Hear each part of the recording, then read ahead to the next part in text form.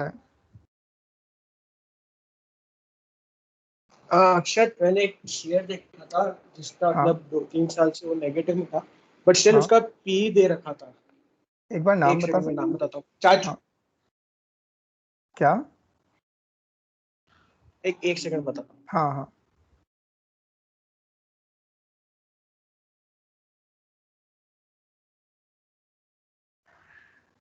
एक मिनट तो कंटिन्यू कर, मैं बताता हूँ ना। और अक्षत, एक और डाउट था। हाँ। यहाँ पे 2 टर्म्स लिखी, डिविडेंड यील्ड और फेस वैल्यू, तो क्या आप समझा सकते हैं? फेस वैल्यू कंपनी की अकॉर्डिंग टू बुक्स, लाइक जब कंपनी, मुझे जितना पता है फेस वैल्यू का, कंपनी की बुक्स में वैल्यू क्या है कंपनी की जब वो कंपनी स्टार्ट हुई थी, या ऐसा कुछ होता है? अगर किसको इससे ज्यादा ऐसे एक्सप्लेनेशन आता है तो वो प्लीज बता सकता है फेस वैल्यू का। बेसिकली भाई मेरे अकॉर्डिंग फेस वैल्यू ये होता है, जैसे मैक्सिमम फेस वैल्यू आज तक जो मैंने देखा वो 10 होता है, 5 होता है, 2 होता है। तो हाँ, बेसिकली फेस वैल्यू ये होता है कि अगर 10 है किसी कंपनी का, तो वो 10 पार्ट में डिवाइड और हो सकता है। जैसे 10 है और 1000 शेयर है, तो अगर उसका फेस वैल्यू 1 हो जाए तो उसके मतलब डिवाइड बाय 1 और उतने शेयर्स और भी एक्सप्लिट हो सकते हैं, मतलब स्प्लिट कर सकता है वो। Face value basically book value और फेस वैल्यू को देख के ही शेयर लेना चाहिए। कि अगर फेस वैल्यू फॉर सपोज आज की डेट में रिलायंस का फेस वैल्यू 10 है और वो 2200 के अराउंड या 2100 के अराउंड का शेयर है, तो अगर उसका फेस वैल्यू 1 हो जाता है तो वो 200 ही रुपए का शेयर होगा, 210 का शेयर होगा एक फेस वैल्यू का। तो फेस वैल्यू बेसिकली ये डिटरमाइन करती है कि कंपनी अगर स्प्लिट करती है बाय चांस तो इसका शेयर कितने प्राइस का हो। लाइक हम लोग प्रैक्टिकल एप्लीकेशन तो यही यूज लेते हैं फेस वैल्यू का, और मतलब इसका ये। पहले के ज़माने में ज़्यादा एप्लीकेशन ये होता था कि पहले फेस वैल्यू के आसपास ही इशू होते थे जो शेयर या होते थे। शेयर्स जब हम लोग शेयर्स कॉन्ट्रैक्ट बेस्ड। नोट लेते थे, कॉन्ट्रैक्ट नोट वाले जो शेयर होते थे ना, जिसमें नोट्स आते थे और मतलब घर पे कागज आते थे, उसमें आसपास ही जैसे 10 रुपए अगर है तो 13 रुपए पे शेयर हो गया, ऐसा हो गया। जितना मेरे को मतलब मालूम है, मेरे हिसाब से ऐसा होता है फेस वैल्यू। या जो शेयर सर्टिफिकेट्स होते थे ना पहले, वो फेस वैल्यू के आसपास ही होते थे। ये राघव ने एकदम सही बोला। एंड हमारा वही प्रैक्टिकल एप्लीकेशन इतना होता नहीं फेस वैल्यू का। बेसिक यही होता है कि अगर किसी का दो कंपनी का दो फेस वैल्यू है तो वो कंपनी कभी भी स्प्लिट, यानी कि वो कंपनी स्प्लिट हो सकती है। स्प्लिट मतलब कि वो कंपनी, जैसे अगर उसका अभी 400 है और वो 1:1 का वो स्प्लिट निकाल देती है, तो उसमें ये होगा कि अगर आपके पास 2 शेयर हैं तो वो 4 हो जाएंगे, बट अगर उस कंपनी की प्राइस 400 है तो वो प्राइस 200 हो जाएगी। क्लियर हुआ? अभी हाँ कुछ टाइम पहले ही मैं एक एग्जांपल देता हूँ, आरती इंडस्ट्रीज भी स्प्लिट हुआ है।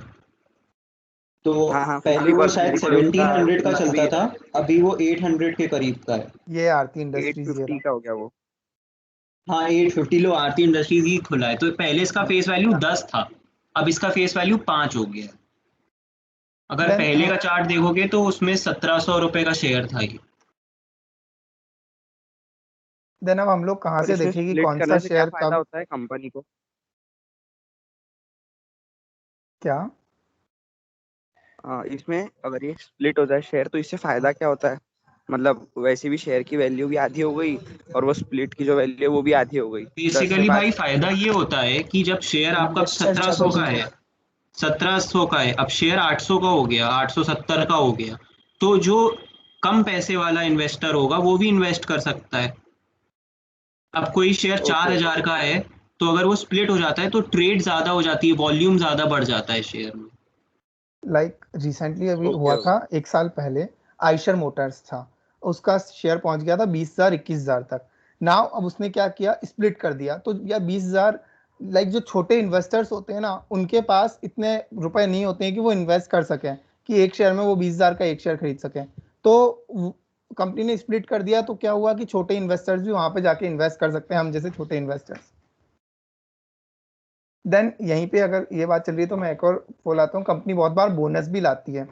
बोनस में भी सेम चीज होती है, बट बोनस में ये होता है कि कंपनी की फेस वैल्यू पे कोई फर्क नहीं पड़ता।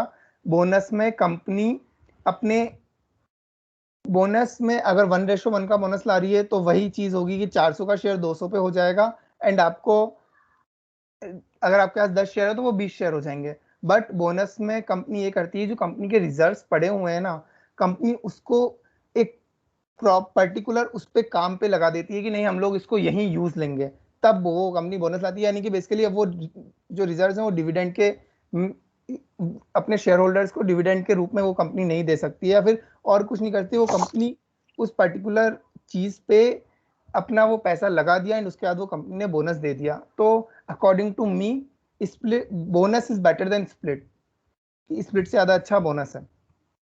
और एक और चीज अक्षत, अच्छा तुम यार, एक बार एमआरएफ का ग्राफ खोल के देखना, सॉरी एमआरएफ का वो खोल के देखो स्टैट, उसका फेस वैल्यू 10 है, ठीक है, और वो शेयर 80,000 का है। ये तो हमारा इसमें बहुत है ना। तो अब इसी में अगर इसका फेस वैल्यू आधा हो जाता है तो ये शेयर 40,000 का हो जाए, तो लोग बाग ज्यादा इन्वेस्ट कर पाएंगे। अब इसकी वॉल्यूम भी देखोगे तो 9-10 हजार से ज्यादा की वॉल्यूम नहीं होती है, तो ऐसा रहता है फेस वैल्यू का। सपोज करो आज अगर एमआरएफ फेस वैल्यू 1 करके अपने शेयर 1:10 पे स्प्लिट कर देता है, तो डेफिनेटली बहुत सारे इन्वेस्टर्स, क्योंकि हम सबको पता है कि एमआरएफ के फंडामेंटल्स अच्छे हैं, बट क्यों इन्वेस्ट नहीं कर पा रहे हैं? क्योंकि हमारे पास इतना पैसा नहीं है। तो अगर ये चीज होती है तो बहुत सारे इन्वेस्टर्स, इनको लगता है कि उसके फंडामेंटल्स अच्छे हैं, वो वहां पे जाके इन्वेस्ट करेंगे। Then dividend and dividend yield की बात चली, तो लाइक ये होता है डिविडेंड, आप अगर कहीं पे भी देखो ना कि कंपनी कितना डिविडेंड दे रही है, तो प्लीज डिविडेंड मत देखना, डिविडेंड यील्ड देखना। डिविडेंड यील्ड में होता है कि कंपनी की स्टॉक प्राइस से, कि अगर कंपनी की अभी 80,000 स्टॉक प्राइस चल रही है तो उससे वो साल का 0.12% डिविडेंड देगी। जो डिविडेंड होता है वो फेस वैल्यू पे होता है। मैं एक और लाइक मैं बहुत बार मनी कंट्रोल से भी जो डेटा लेने होते हैं वो लेता हूँ, तो एमआरएफ ले लेते हैं। स्क्रीन विजिबल है मनी कंट्रोल की? यस। या सो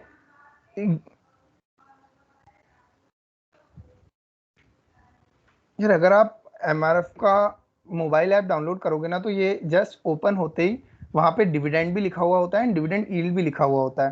तो बेसिकली यहाँ पे एक डिविडेंड के परसेंटेज नहीं लिखे हुए, तो बहुत सारी जगह 300%, 400% ऐसा लिखा होता है। तो वो चीज़ फेस वैल्यू पे होती है, जो डिविडेंड के परसेंटेज होते हैं वो फेस वैल्यू पे होते हैं। क्लियर है? किसको कोई भी डाउट है तो वो पूछ लो, नहीं तो आश्रय शेयर का नाम। हाँ, वो शेयर का नाम, उसके पहले मेरे को एक इसी पे टॉपिक से पूछना था। हाँ मेजिस्को का जो शेयर ऐसे गिरा था 1000 से सीधा, जो उसको 12 पे दे दिया था, तो उसको कैसे एक्सप्लेन करेंगे, मतलब वो क्या है? मैजिस को गिरा था, है ना? या सो मैजिस्को में क्या हुआ था, एक इंटरिम डिविडेंड नाम से चीज होती है। तो मैजिस्को ने 970 रुपए के आसपास का डिविडेंड दिया था। तो डिविडेंड का ये कॉन्सेप्ट होता है कि जितना कंपनी डिविडेंड दे रही है ना, उस दिन कंपनी, यानी कि अगर कंपनी 10 रुपए डिविडेंड दे रही है तो कंपनी का शेयर प्राइस वो 10 रुपए कम हो जाता है। तो अगर कोई कंपनी 970 रुपए का डिविडेंड दे रही है तो उस कंपनी का शेयर प्राइस वो उतना कम हो जाएगा। ये देखो इसका डिविडेंड यील्ड 1073% है। तो यानी कि लगभग 960, मुझे अच्छे से याद है, शायद 953 के आसपास का उसने डिविडेंड दिया था। हाँ, कुछ ऐसा ही दिया था, और हाँ, उसकी शेयर प्राइस 13 साढ़े 13। इंटरिम डिविडेंड दिया था। सो अगर कंपनी जितना डिविडेंड देगी उतना कंपनी का शेयर प्राइस गिर जाएगा। तो ऐसे क्या मतलब रहता है इसका, क्यों? कंपनी के मतलब पास समझ में रिजर्व्स आना चाहिए। बहुत अच्छे हैं, कंपनी का रिजर्व्स बहुत अच्छे हैं और कंपनी का फ्यूचर ग्रोथ नहीं दिखती है कि मैं कहीं पे लगाऊं, तो वो अपना पैसा, अपना सारा पैसा शेयर होल्डर्स को दे देती है। इसके दो रीजंस हो सकते हैं, कंपनी या तो डिलिस्ट होना चाह रही है, तो भी वो होता है कि वो कंपनी जो रिजर्व्स है वो सारा पैसा शेयर होल्डर्स को दे देती है, या फिर कंपनी को आगे ग्रोथ नहीं दिखती है तो वो कंपनी पूरा पैसा अपने शेयर होल्डर्स को दे देती है। ये देखो ये इसका चार्ट है, वो एक दिन में इतना गिरा था, बट वो उतना डिविडेंड आपके पास आ गया था। ओके, और मैं वो बोल रहा था, वो साउथ इंडियन बैंक, उसका फाइनेंशियल मतलब फाइनेंसिंग प्रॉफिट पिछले कुछ पिछले कुछ 1 2 3 4 5 साल से इसका नेगेटिव है। पी तो दे रखा है। हाँ। हाँ, एंड प्रॉफिट भी पॉजिटिव में है। ईपीएस भी पॉजिटिव में। फाइनेंसिंग प्रॉफिट देखते हैं ना। क्या? नहीं, नेट प्रॉफिट। ईपीएस तो अर्निंग पर शेयर तो नेट प्रॉफिट से निकलता है ना, कंपनी का जितना प्रॉफिट है उससे अर्निंग पर शेयर निकलता है divided by total number of shares. यार नहीं, नहीं। अक्षत, पर मैंने अभी मैजेस्को के स्टैट्स देखे हाँ, तो उसकी नेट इनकम तो भाई बहुत कम हो गई है। मैं जिसको ये इस पे है। हाँ हाँ, तो वही हुआ ना, कंपनी ने बहुत कुछ सेल, देख ये भी हो सकता है कि इसमें हम लोग देखें कैश फ्लोज। देखो ये कैश फ्लोज बाद में आएगा, ये देखो यहाँ पे cash flows from investing activities क्या होता है, कंपनी ने मतलब जहाँ जहाँ से अपनी वो कर रखी है, मतलब जहाँ जहाँ अपनी मशीनरीज और यह सब अपने प्लांट्स डाल रखे हैं वहां से कंपनी का पॉजिटिव में कैश फ्लो है, यानी कंपनी ने बहुत कुछ बेचा है। तो अगर कंपनी अपनी ही एसेट्स बेच रही है जहाँ से उसको पैसा आ रहा है तो वो चीज़ प्रॉफिट्स तो कम होंगे ही ना, अकॉर्डिंग टू मी, मुझे ये लगता है। देन फाइनेंसिंग एक्टिविटीज, जो डिविडेंड्स और ये सब आता है वो फाइनेंसिंग एक्टिविटीज में आता है। कंपनी ने ये सब डिविडेंड्स ये सब देखे, इसलिए फाइनेंसिंग एक्टिविटी का नेगेटिव है। हम लोग ये कैश फ्लोज में समझेंगे क्या होता है। क्लियर हुआ सबको थोड़ा? अब मुझे एक बात ऐड करनी थी वो डिविडेंड वाली पॉइंट पे। हाँ हेलो। हाँ। कि काफ़ी सारे ऐसे भी कंपनीज होते हैं, जैसे कि अक्षर ने कहा कि ऐसे बहुत हाई ग्रोथ दिख नहीं रहा है तो कैश दे देते हैं, पर काफ़ी सारे ऐसे भी कंपनीज होते हैं जो मेनली डिविडेंड्स के लिए ही जाने जाते हैं। जैसे अभी ब्रिटानिया ही देख लेंगे ना, तो पिछले से 5-6 साल का अगर तुम हिस्ट्री उठा के देखोगे, हर साल उसने उसने अपनी डिविडेंड बढ़ाई है। And it also make sense, क्योंकि उनका ज़्यादा ग्रोथ भी नहीं हो सकता उनके इसमें, मतलब ज़्यादा, मतलब वो काफ़ी पीक पे है इसलिए।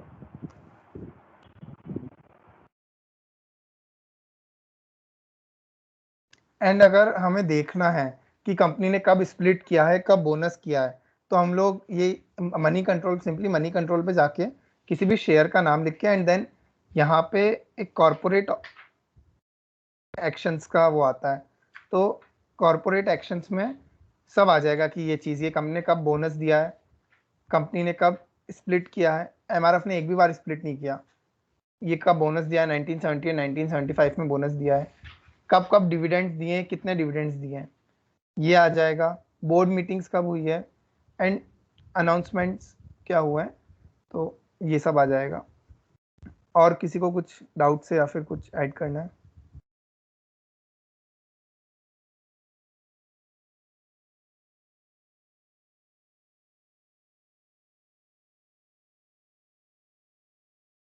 एंड प्लीज़ यार, किसी को कोई भी डाउट्स है ना तो प्लीज़ पूछो, हम लोग भी आपका इनपुट चाहते हैं कि आप कितना इनपुट दे रहे हो, तो वो सबके लिए अच्छा रहेगा। लाइक जैसे अभी यहाँ पे डिस्कशन हुआ तो सबको थोड़ा मज़ा आया। ओके, सो कुंज, लाइक अब लाइक हम लोग बैलेंस शीट स्टार्ट करेंगे। इसके बाद आज हम लोग रिलायंस की जो एजीएम हुई थी उसके बारे में थोड़ा सा डिस्कस करेंगे सेशन के बाद। तो कुंज, थैंक यू। ठीक है। हाँ, थैंक्स अक्षर।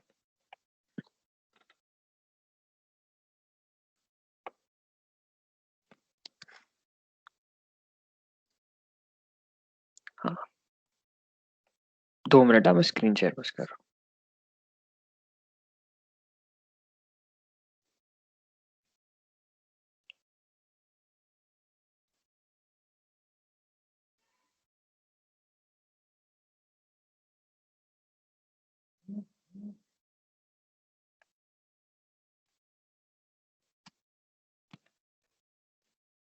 मेरी स्क्रीन दिख रही है? नहीं हेलो। नहीं भाई, नहीं दिख रही है स्क्रीन।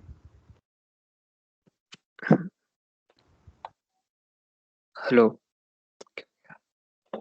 हेलो।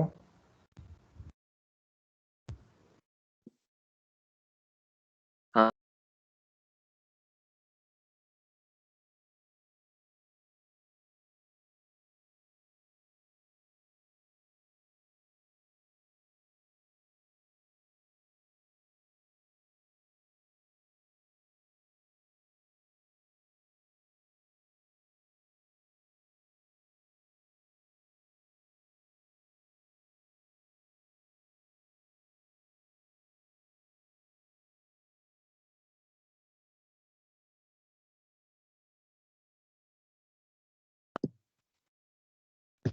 हाँ हेलो, मेरी स्क्रीन दिख रही है? मैं पूछ रहा हाँ भाई दिख रही है। हूँ। हाँ तो ठीक है, फिर आज हम मतलब शुरू करेंगे। अब और एक चीज है जो जिसे कहते हैं फाइनेंशियल टर्म में बैलेंस शीट। ओके, तो बहुत बड़ी टर्म भी है और हम ब्रेक डाउन करने की कोशिश करते हैं कि एक्चुअली उस बैलेंस शीट में क्या क्या चीजें होती है और मतलब उस पर्टिकुलर शीट में कौन सी टर्म्स का हमें ख्याल ज्यादा रखना चाहिए जब हम एनालिसिस कर रहे हैं। तो सबसे पहले एक क्वेश्चन है मेरा कि किसी कंपनी को एस्टेब्लिश करने के लिए उसके पास क्या क्या चीजें होनी चाहिए। I am not talking about people and man power, वो सब सेकंड चीज है, मतलब वो भी इंपॉर्टेंट है। प्राइमरी चीज है किसी कंपनी को सेटअप करने के लिए कौन सी चीज कंपनी के पास होनी चाहिए। Revenue model. ठीक है, अब उस रेवेन्यू मॉडल को अगर हम चीजों में बांटे, जैसे मान ले कि आज मुझे एक कंपनी सेटअप करनी, just think like Reliance industry जैसी, जो कि ऑयल सेक्टर में काम कर रही। तो अब मुझे उस सेटअप को करने के लिए तो मेरा रेवेन्यू मॉडल भी फिक्स है कि अच्छा मैं I will do the oil production, यहाँ पे आएगा, मैं उसका पॉलीमराइजेशन करके लोगों में बांटूंगा जिससे प्लास्टिक और ये सब बनेंगे। ठीक है, बट उसको सेटअप करने के लिए क्या क्या चीजें चाहिए रहेगी? मशीनरी चाहिए रही होगी, रिफाइनरीज भी चाहिए रही होगी, फिर लैंड भी चाहिए होगा। तो एक कंपनी को सेटअप करने के लिए डिफरेंट टाइप्स ऑफ चीजें चाहिए होगी। इतना आइडिया आ रहा है थोड़ा? हाँ हाँ बिल्कुल। हाँ, तो अब एक है कि एक चीज सोचते हैं कि कंपनी ने लैंड खरीदा। अच्छा, अब उस कंपनी ने उस लैंड पे लेट सपोज एन एग्जांपल की प्लांट भी सेटअप कर ली। तो क्या उस कंपनी अगर for example in near future just suppose वो कंपनी बंद हो जाती, तो क्या वो लैंड उस कंपनी को कहीं पे किस हिसाब से कोई बेनिफिशियल हो सकता है? वो एक एसेट की तरह ही काम करेगा हाँ ना वो कंपनी लैंड के लिए। बेच के पैसे कमाएगा। हाँ, तो मतलब एक एक कम अच्छा, चलो आपने मतलब टर्म भी कॉइन कर दी कि एसेट, तो मैं चाहता था कि अच्छा यहाँ से ये टर्म आए। तो एसेट का क्या सेंस होता है? प्राइमरीली सेंस एक कंपनी के लिए कि जहां से या तो वो उनकी यूएसपी हो सेलिंग, या फिर जहां से वो पैसे जनरेट कर पाए अगर in the near future. Suppose हमने आज ये एग्जांपल लिया कि मैजिस्को जैसी कंपनी थी, तो उसने उसकी एसेट बेच के लोगों में पैसा बांटा, तो कहीं ना कहीं उसके पास जो इंफ्रास्ट्रक्चर होगा या फिर एक्स वाई जी चीज कुछ भी होगी तो उसको काम आए। अब सेकंड सिनेरियो लेते हैं, उस प्लांट सेटअप करने के लिए मुझे क्या चीजें करनी पड़ेगी? मुझे बैंक से पैसे लेने पड़ेंगे, या फिर इन द सेंस हम लोकल लैंग्वेज में बोल सकते हैं कि मार्केट से पैसा उठाना पड़ेगा। हाँ कि ना? हाँ हाँ हाँ तो बिल्कुल। हाँ, तो अभी जब मैं मार्केट से पैसा उठाऊंगा तो उसका कुछ इंटरेस्ट देना है। अब उसको हाँ कहाँ जरूर। पे, हाँ तो उसको कहाँ पे कैटेगराइज करोगे? एसेट में या डेप्थ में, या फिर मैं तो टर्म भी नहीं ला रहा अभी, मतलब कहाँ पे कैटेगराइज करना चाहो? ये यहाँ पे क्वेश्चन भी है ना हमारे में कि हमने एसेट खरीदने के लिए लोन लिया है, तो उसको मैं कहाँ डालूंगा? लोन तो लायबिलिटी में आएगा। तो लायबिलिटी तो एक लायबिलिटी मतलब एक टाइप का कर्जा ही कह सकते हैं, या फिर डेप्थ हाँ एसेट। हाँ, तो क्या एसेट और लायबिलिटी को इक्वल होना इंपॉर्टेंट है? जैसे दिमाग से सोचो ना, जो लैंड की अगर 20 लाख की वैल्यू और मैं 20 लाख का कर्ज ले रहा हूँ, तो क्या सेम ही है ना नेट? हाँ, कुछ हाँ मतलब मैथमेटिकली तो सेम ही है।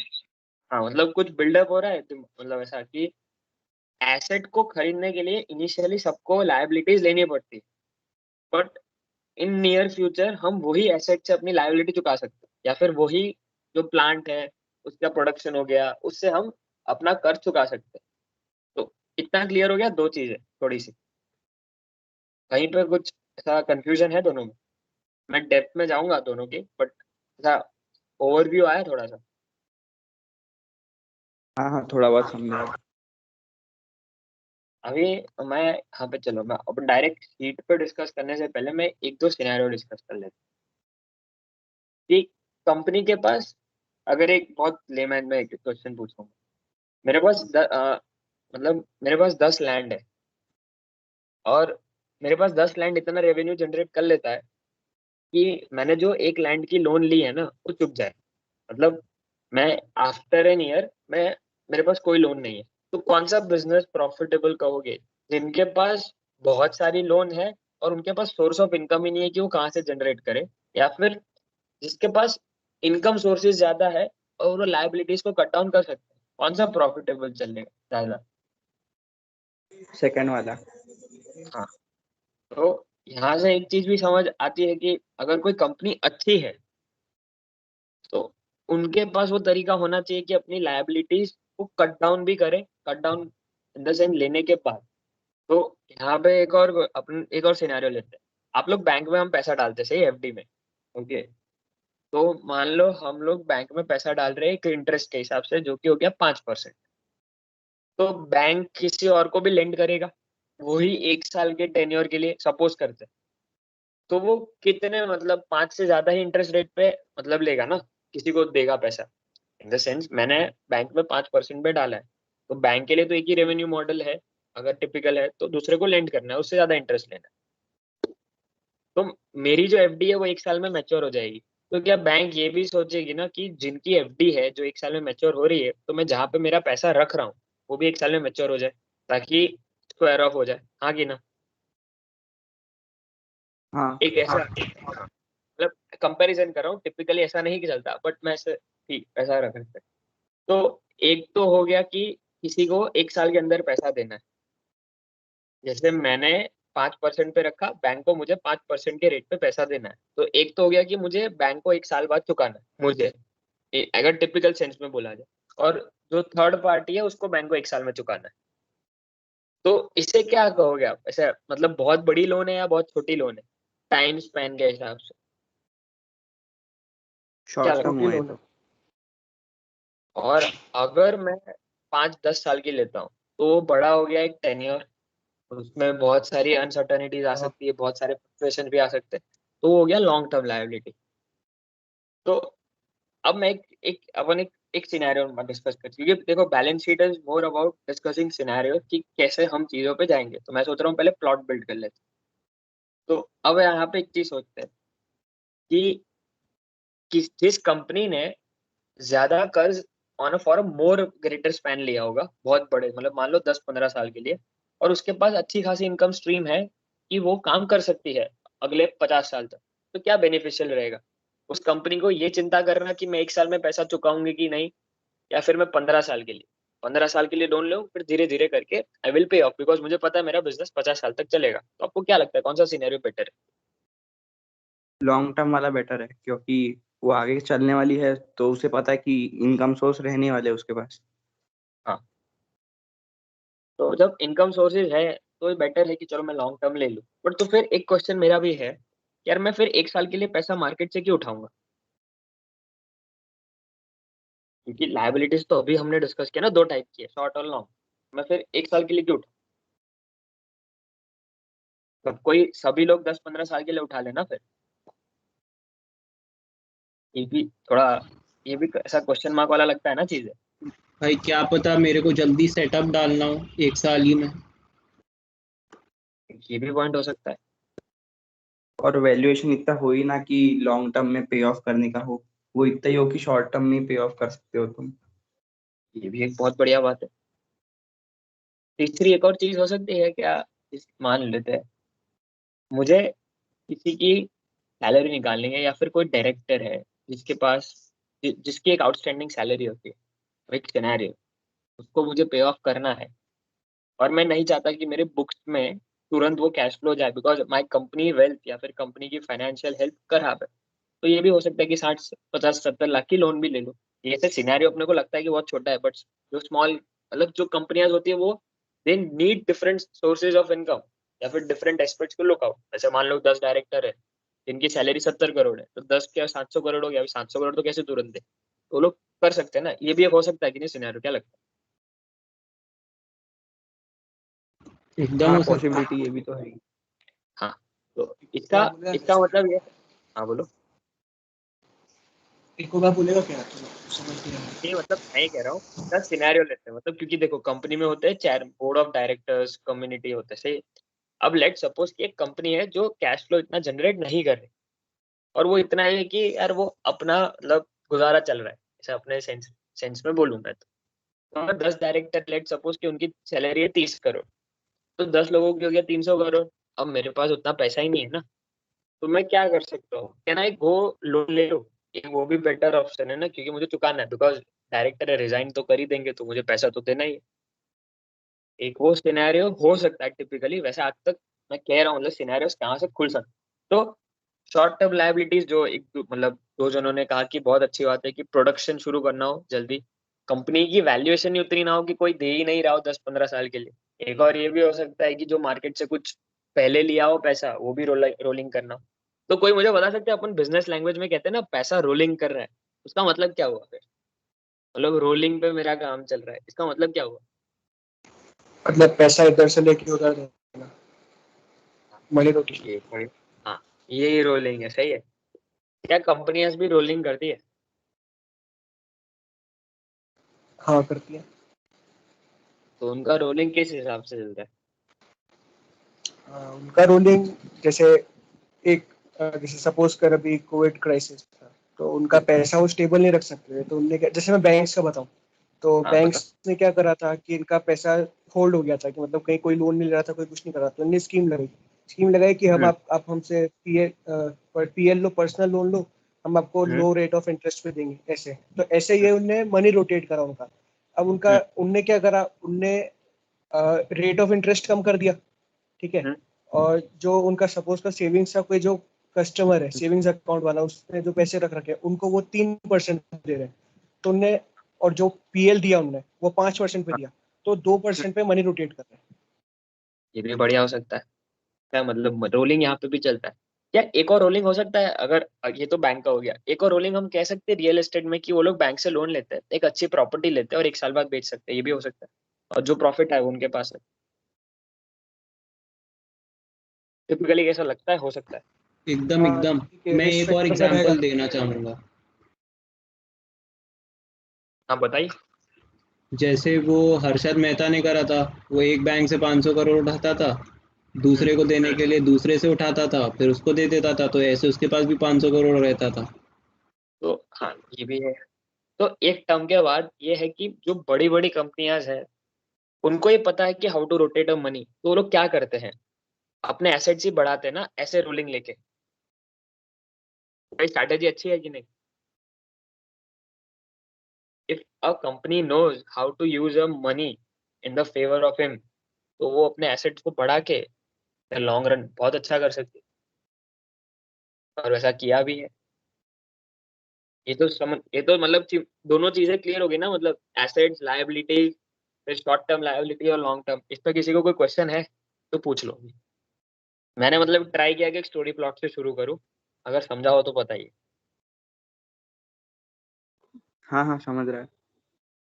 तो हम ये शीट दिख रही है यहाँ पे, मतलब तो हाँ, इक्विटीज एंड लायबिलिटीज वाला लिखा हुआ है।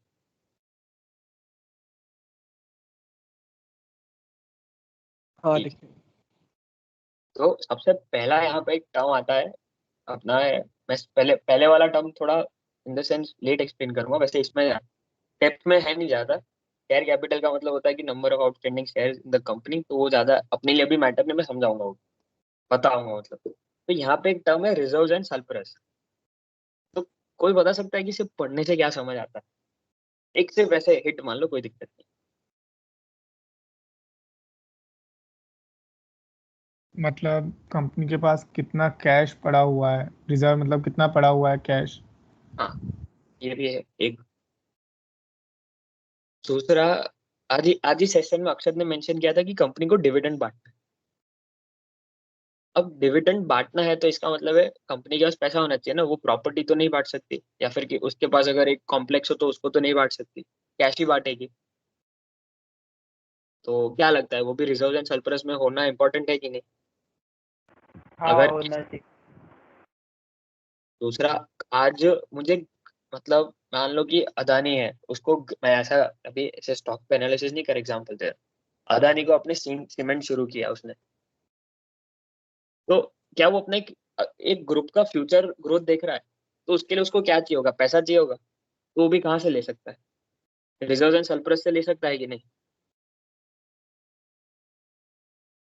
Could he हाँ use मतलब his money for future? भाई दो ही ऑप्शन है, या तो डेट ले या फिर अपने रिजर्व से पैसा कम करे।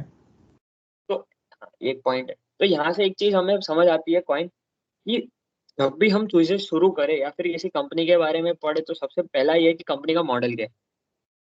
इस company liable to use his reserve in a way कि भाई वो ग्रोथ बढ़ाए, या फिर कंपनी अपने रिजर्व्स को अच्छी तरह से यूज नहीं कर रही है, इवेंचुअली चीजें डाउन जा रही है। जैसे कोई कोई कंपनियां होती है जो सोचती है कि अच्छा let start with this business, मेरे पास कंपनी में पैसा पड़ा है तो मैं नया बिजनेस शुरू करता हूँ या करती हूँ, and then let's see what happens. तो रिजर्व से पैसा गया, कंपनी भी, बिजनेस भी फेल हो गया, तो eventually are we profitable for that, मतलब क्या वो बिजनेस हमारे लिए प्रॉफिटेबल हुआ कि नहीं? नहीं हुआ ना, कंपनी का ही नुकसान हो गया ना। मतलब कल होके अदानी सीमेंट चलता ही नहीं और उसने अदानी एंटरप्राइज से पैसा ले लिया, तो कौन है नुकसान में, अदानी एंटरप्राइज के शेयर होल्डर्स या फिर सीमेंट वाले, या दोनों? अदानी एंटरप्राइजेस, मतलब एंटरप्राइज अगर वाले लॉस। सीमेंट भी लिस्ट हुआ हो तो सीमेंट वाले भी नुकसान, वो तो प्रॉपर नुकसान में है, पर अडानी एंटरप्राइजेस वाले भी नुकसान में तो है ही सही। तो बैलेंस शीट का सबसे पहली चीज अगर देखनी है कि कंपनी का रिजर्व एंड सरप्लस कहाँ जा रहा है और क्यों जा रहा है। तो और जिनके पास अच्छा सरप्लस होता है, वी कैन से कि यार कंपनी फाइनेंशियली हेल्थ अच्छी खासी है, बिकॉज उसके पास देखो, जिसका पास पैसा पड़ा है वही फ्यूचर सोच सकता है, जिसके पास कुछ भी नहीं है he won't think of expansion. पहली बार, जिसके पास पैसा पड़ा है वही शेयर होल्डर्स को कुछ वैल्यू प्रोवाइड कर सकता है, बिकॉज इंटरनली कंपनी को भी पता है कि मेरे पास कुछ ना कुछ टेक तो पड़ा ही है। और मैक्सिमम कंपनीज जो बड़ी होती है ब्लू चिप, जैसे उनके पास 40 to 50% की रेंज में होता है, मतलब डिविडेंड भी डिक्लेयर करती है तो कंपनी के पास ही जाना है या कंपनी के प्रोमोटर्स के पास। तो eventually it's good to have reserves and surplus if companies model is flexible. जैसे अगर एसेट मैनेजमेंट कंपनी, उसके पास रिजर्व्स एंड सरप्लस है तो कुछ लेना देना है, कुछ सेंस बनता है, आपको क्या लगता है? एक एसेट मैनेजमेंट कंपनी जैसे यूटीआई हो गया, एचडीएफसी हो गया, तो कुछ हाँ लगता है मतलब कोई सेंस है? अकॉर्डिंग टू मी कुछ मतलब होता है, मतलब हो सकता है, बिकॉज अगर भाई लाइक आजकल बहुत सारा होता है ना कि अपॉर्चुनिटी फंड, हाँ, तो प्रोबेबली हो सकता है। पर हाँ मतलब वो he could take a position in the share market, but वो तो उनके पास ये म्यूचुअल फंड्स पड़े हैं ना। यूटीआई हैज अ होल क्यों जाएगा लेने कि भाई मैं ही अपना ले लेता हूँ एक ही शेयर, तो फिर वो बांटेगा भी कैसे? तो वो यूटीआई ओनर हो गया ना। मैं वो कह रहा हूँ कि किसी कंपनी का अगर फ्लेक्सिबल मॉडल ही नहीं है और उसके पास रिजर्व एंड सरप्लस बढ़ रहा है, तो क्या ये मतलब अच्छी इंडिकेशन हो सकती है हमारे लिए? नहीं, देखो बहुत डिबेट वाला चीज है वैसे सोचा जाए, थोड़ा आउट ऑफ जा रहा है तो पता ही है, मतलब अगर नहीं लाइक चमक रहा है। अगर इसमें ऐसा हो कि कंपनी किसी फ्यूचर उसके लिए अपने रिजर्व्स को बचा रही हो, तो प्रोबेबली हो सकता है कि ये चीज़ कंपनी के लिए अच्छा हो। ये भी एक पॉइंट है। एक ये पॉइंट भी है कि कंपनी को पता नहीं कि आगे क्या करना है। हो सकता है ना। हाँ ये तो हो, लाइक हो सकता है। तो यहाँ पे पहले हमने कंप्लीट किया रिजर्व एंड सरप्लस। किसी को कोई डाउट है इन दोनों, मतलब रिजर्व एंड सरप्लस में? देखो ये दोनों बैलेंस शीट में साथ ही लिखे जाती है, अगर आप देखोगे ऐसे स्नैपशॉट पे तो दोनों चीज साथ में लिखी जाती है। तो आपको ये नहीं पता रहेगा कहीं ना कहीं कि डिविडेंड कहाँ जा रहा है, बट पैसा कहाँ जा रहा है। बट हाँ, डिविडेंड एक बहुत छोटा सा हिस्सा है कंपनी के लिए, मेजोरिटी ऑफ हिस्सा दूसरी जगह पे भी हो सकता है। किसी को कोई इस पे कोई डाउट है तो बताइए।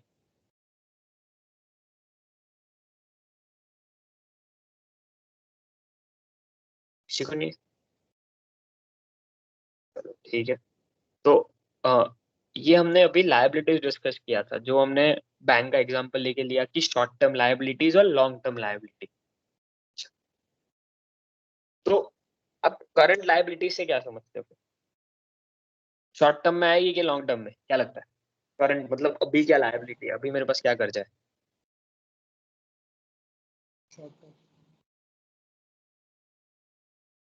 कोई ऐसा बोल सकता है ऐसे? मार लो एक बार तीर, ट्राई कर लो। शॉर्ट बढ़िया है, सही है। करंट करंट, लायबिलिटी भले लिस्टेड हो, पर वो डिपेंड करता है ना कौन सी, मतलब कितने टेन्योर के लिए लिए है, मतलब लॉन्ग टर्म के लिए, शॉर्ट टर्म के लिए। हाँ, ये पॉइंट भी अच्छा है। देखो, एक चीज है कि लाइबिलिटीज में ना दो सेक्शन जाते हैं, एक जाता है शॉर्ट टर्म और एक जाता है लॉन्ग टर्म। शॉर्ट टर्म का मतलब होता है करंट, एक ऐसे सेंस में आप you can treat it out in a more better way. Current मतलब आज चुकाना है, अभी क्या है मेरे पास, अभी कितना कर्ज है।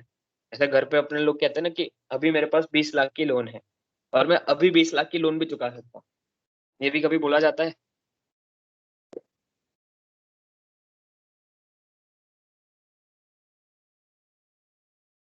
तो एक तो हो गया करंट हाँ हाँ, लाइबिलिटी, मतलब शॉर्ट टर्म के लिए हो गया फिर ये। एक है अदर लाइबिलिटीज। तो अदर लाइबिलिटीज में बहुत सारी चीजें आती है। मैंने मार्केट से पैसा उठाया, सही है, मैंने लोन लिया। अभी मार्केट से पैसा उठाना और लोन लेना फर्क है। लोन लेना मतलब आप बैंक के पास जा रहे हो, मार्केट से पैसा उठाना मतलब मैं या तो बॉन्ड से ले रहा हूँ या फिर अपने शेयर्स को किसी के पास रख रहा हूँ। किसी ने वो कंसेप्ट सुना है, प्लेजिंग ऑफ शेयर्स? सर, मैं समझाऊंगा वैसे, वैसे वैसे ट्राई कर रहा हूँ। कहीं पे से कुछ समझ आ रहा मॉर्गेज है? करना होता है क्या शेयर को? हाँ, पॉइंट है, ये भी हो सकता है। तो तूने आपने एक अच्छा वर्ड बोला कि मॉर्गेज ऑफ शेयर्स। तो क्या मैं मॉर्गेज ऑफ एसेट्स भी रख सकता हूँ, या फिर अपनी कंपनी का कुछ छोटा सा हिस्सा मॉर्गेज पे रख सकता हूँ? हाँ हाँ, जरूर रख सकते हो। तो मॉर्गेज एक टाइप की लायबिलिटी हुई कि नहीं? हाँ, लायबिलिटी है वो तो। हाँ liability। तो लायबिलिटीज का तो क्लियर हो गया। किसी को कुछ लायबिलिटीज में दिक्कत आ रही है? तो समझ रहा है कि कंपनी को क्यों लायबिलिटी लेनी है, क्यों नहीं, मतलब क्या है? बिकॉज ये सारी टर्म्स है ना यूज होती है जैसे, अब अभी ये सारी टीम टर्म्स है ना बहुत रेगुलर बेस पे लोग यूज करते हैं कि इस कंपनी की लायबिलिटी बहुत ज्यादा है, इस कंपनी का अभी इतना पैसा नहीं कि वो चुका सके। या आपने सुना भी होगा न्यूज चैनल्स पे, और बहुत लोग बात भी करते हैं कभी कभी। तो इस पे कोई इस टर्म पे कोई डाउट है अब लायबिलिटी पे? हाँ लाइबिलिटी पे डाउट नहीं है, बट एक थोड़ा उससे रिलेटेड डाउट है। हाँ, बता ना। ये जैसे रुचि सोया है ना, हाँ तो इसका अबाउट इसका 98% ओनर के पास है शेयर, 98% हाँ। स्टेक। और हम्म। इसका जहाँ तक है पूरा पूरा शायद एग्जैक्टली ध्यान नहीं, बट शायद पूरा ही 98% इसने एसबीआई पे मॉर्गेज कर रखा है। और उसका हाँ सिर्फ 2% मार्केट में रोटेट हो रहा है, जो in the forms of share. हाँ। तो वो फिर क्यों चढ़ रहा है, मतलब वो तो पूरा उसका कुछ है ही नहीं ना ओनर के पास। फिर भी वो अभी डेली ट्रेंड में एक तरह से ऊपर ही जा रहा है। और लायबिलिटी है अगर किसी कंपनी पे तो शेयर शेयर का डाउन नाम होना क्या, चाहिए। शेयर का नाम क्या बताया? रुचि सोया, रुचि सोया। जिस रामदेव बाबा वाला। देख मैं अच्छा देख, तूने तो अब यहाँ पे चीज लाई, बहुत अच्छी लाई। देख, तूने ये चीज कही कि 98% चीजें एसबीआई के पास है, तो इसका मतलब है कि तो 98 पूरा ही स्टेक उसने मॉर्गेज कर रखा है बोल सकते हैं। हाँ, इस मॉर्गेज को जब हम शेयर्स को मॉर्गेज करते हैं ना, तो इसका नाम करते हैं टेक्निकल मतलब टर्म में कहते हैं प्लेजिंग ऑफ शेयर्स। मतलब हम किसी एक ट्रस्टी या फिर सिक्योरिटी, मतलब ऐसा नहीं कि एसबीआई हो, कोई भी हो सकता है, मॉर्गेज कहाँ प्लेजिंग कहीं पे भी कर सकते हैं अपनी शेयर्स को ऐसे रख के। क्या करते हैं हम, जब एक प्रमोटर अपने शेयर्स को प्लेज करता है तो उसके दो रीजन है टिपिकल जो मेजर होते हैं। Is he is either looking to invest in his particular company through the shares, because उसको पता है अगर मैं जो काम कर रहा हूँ अगर उसमें फायदा है तो eventually I will be getting the benefit in the short term, in the long term. दूसरा, जब बंदा प्लेज इसलिए करता है बिकॉज जब उसको ना अपने बिजनेस में फायदा नहीं होता और वो सोचता है कि मैं डिफरेंट बिजनेस को ट्राई करूँ यूजिंग माई प्रमोटर्स स्टेक। ये थोड़ा सेंस बन रहा है मतलब? नहीं बन रहा तो बता।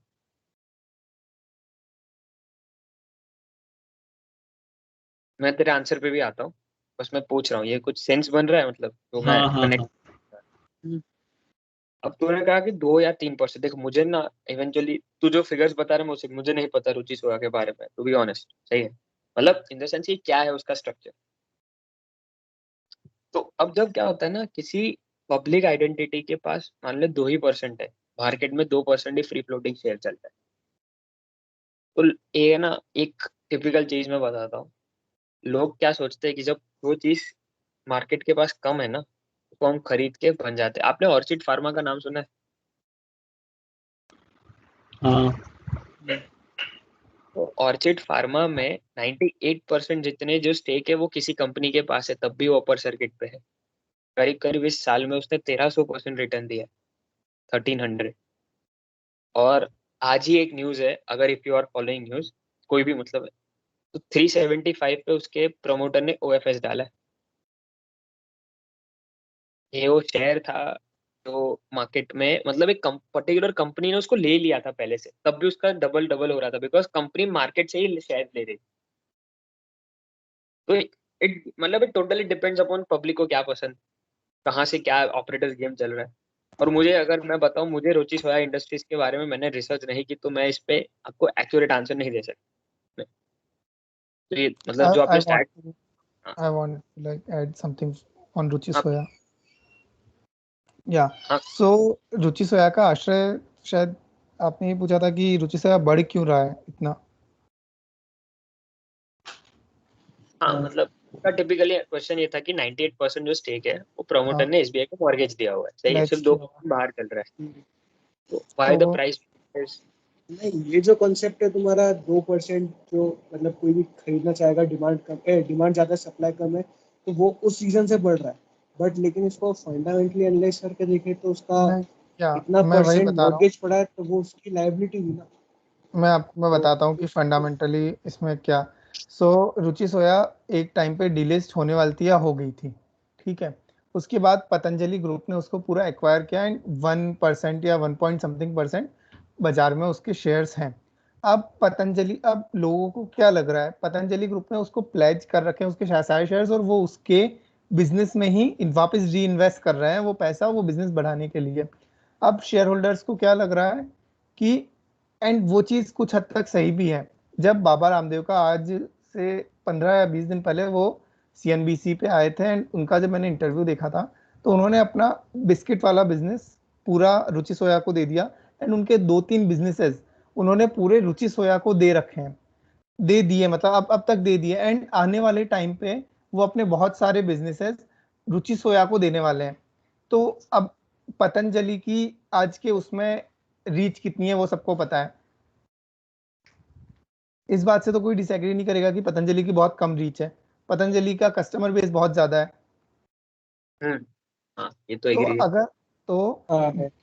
बाबा रामदेव ने ये बात बोली कि मैं ये कस्टमर बेस रुचि सोया के लिए यूज करूंगा एंड मैं अपने बहुत सारे प्रोडक्ट्स उसको दूंगा, एंड अब मैं NFO भी लाऊंगा, लाइक रुचि NFO वो होता है, NFO सॉरी क्या, एक वो होता है कि जितने लाइक अब और भी शेयर्स, जो बात मैंने पहले भी बोली थी कि 75% से ज्यादा प्रमोटर्स अपने पास नहीं रख सकते हैं, तो वही बात उनसे पूछी गई, उन्होंने बोला था कि अब बहुत जल्द रुचि सोया का भी आने वाला है कि इन्वेस्टर्स और उसको खरीद सकते हैं।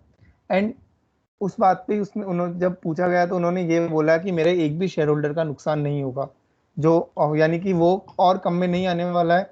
देन इतनी प्राइस इसलिए बढ़ी क्योंकि पतंजलि का कस्टमर बेस है, पतंजलि के प्रोडक्ट्स रुचि सोया के पास, यानी कि उनसे जो प्रॉफिट आएगा वो रुचि सोया का होगा। ऑब्वियसली अगर उसका प्रॉफिट होगा तो शेयर होल्डर्स का प्रॉफिट होगा, इस वजह से। और इतनी पॉजिटिव न्यूज आ गई थी कि पतंजलि ने खरीदा एंड शेयर्स बहुत कम है, तो उस मार्केट में सप्लाई लाइक डिमांड बहुत ज्यादा हो गई, तो उस वजह से वो शेयर्स अपर सर्किट हुए थे, जब वो हुआ था तब रेगुलरली अपर सर्किट गए थे शेयर्स के। और कुछ डाउट है? अच्छा चल, जैसा तू बोल रहा है ये कि NRS हाँ के टर्म में को नहीं पता, मतलब जो और परसेंटेज और स्टेक मार्केट में रिलीज करने वाले है ना, हाँ तो उसका मतलब तो ये हो गया कि सप्लाई बढ़ गया, हाँ ठीक है, सप्लाई बढ़ गया, डिमांड जितनी है अभी ज़्यादा है, तो इस टाइम पे फिर वो एक तरह से न्यूट्रल हो जाएगी, तो वो शेयर तो फिर नीचे आएगा। भाई बेसिकली मैं इस पे एक चीज़ ऐड करना चाहूँगा। कोई भी शेयर जिसका फ्लोटिंग बहुत कम होता है, जैसे GMM फॉडलर हो गया, मेरे को ये रुचि सोया के बारे में इतना नहीं पता है, पर जो ऑर्किड वाला कुंज ने बताया था, तो इन सब शेयर्स में क्या होता है, अगर आपके नंबर ऑफ शेयर्स कम है मार्केट में, तो कोई भी अच्छी न्यूज़ या जरा सी भी बुरी न्यूज़ या कुछ भी आती है ना, तो ये शेयर बहुत ज़्यादा प्राइस या तो स्पाइक अप करता है या स्पाइक डाउन करता है। ठीक है, इस बात से एग्री कर रहा हूँ। तो या हाँ अभी जब ये न्यूज आई कि और स्टेक आएगा, तो मतलब अगर हाँ अगर 5% भी अगर और आएगा तो उसका शेयर डाउन हो जाना चाहिए ना। भाई, उसके साथ न्यूज और क्या आई वो मैं बता रहा हूँ ना। हाँ न्यूज ये आई कि पतंजलि ने अपने इतने बिजनेसेस रुचि सोया को दे दिए, पतंजलि अपना पूरा कस्टमर बेस रुचि सोया के लिए यूज कर रहा है, अपने जितने भी वो मार्केटिंग और ये सब है वो सब पतंजलि रुचि सोया के लिए भी यूज करेगा। तो इतनी सारी पॉजिटिव न्यूज के बाद अकॉर्डिंग टू मी एंड सब इन्वेस्टर्स के हिसाब से इतना पॉजिटिव रिएक्शन हाँ था। क्योंकि भाई अगर 5% भी हो जाता है तो भी भाई मार्केट में इतने खरीदार हैं कि सब लोग कहेंगे हमें दो हमें दो हमें दो, तो नॉट नेसेसरी कि बहुत वो डाउन होगा।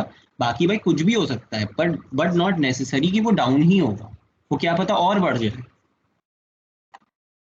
एंड अगर ज्यादा स्टेक होगा तो वॉलेटिलिटी कम होगी, एंड जो हम लोग भी अच्छे से एनालाइज करके उस पर इन्वेस्ट कर सकते हैं, ताकि हमें पता है वॉलेटिलिटी कम है एंड अब जो होगा वो इसके प्रॉफिट्स और हमारा प्रॉपर फंडामेंटल एनालिसिस के हिसाब से वो काम करेगा, ना कि किसी पर्टिकुलर न्यूज के हिसाब से। कुछ डाउट? पॉइंट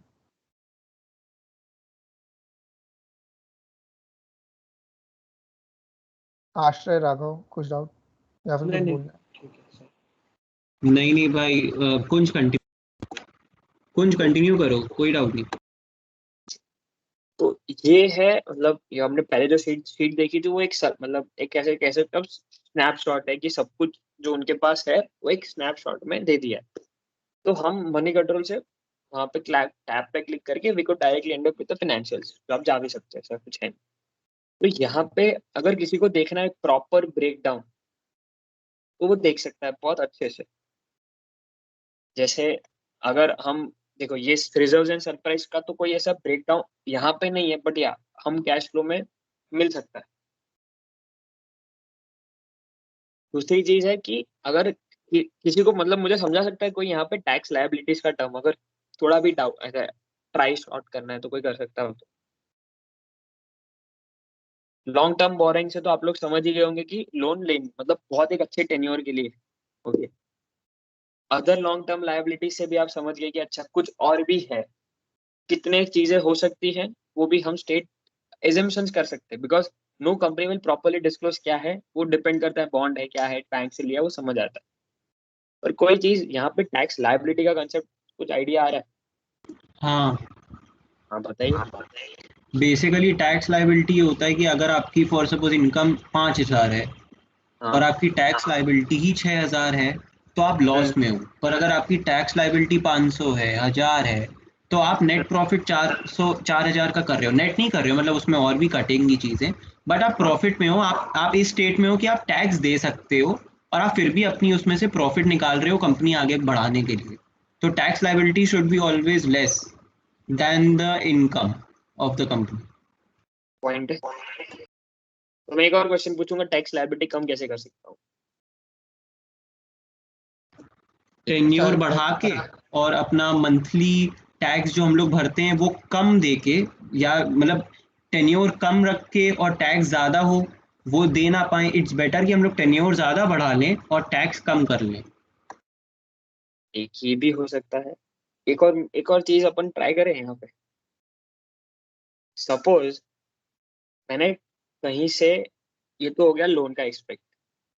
दूसरा, अगर मैं लोन इस नाम पे उठा रहा हूँ कि मैं अपने प्लांट में रिसर्च करना चाहता हूँ,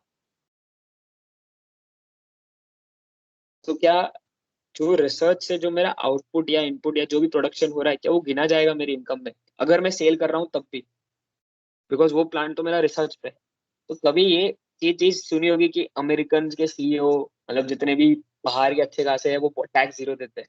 ये आपने बज़वर्ड सुना होगा ना, Jeff Bezos paid 0% tax, mark Zuckerberg ने भी अपने 30 साल के घर के लिए 0% मतलब हाँ हाँ, वो तो तो वैसे सिंपल। मुकेश अंबानी भी खुद की इनकम 15 करोड़ ही बताता है, मतलब वो जो यस वो पॉइंट है। बेसिकली ये भी होता है कि एमएसएमई जैसे हो गया, जो गवर्नमेंट्स भी कई तरीके के प्रोजेक्ट्स निकालती हैं कि आप इससे लोन लो, इसमें लोन लो, तो हम आपको टैक्स नहीं देंगे, आपको खाली लोन देना पड़ेगा।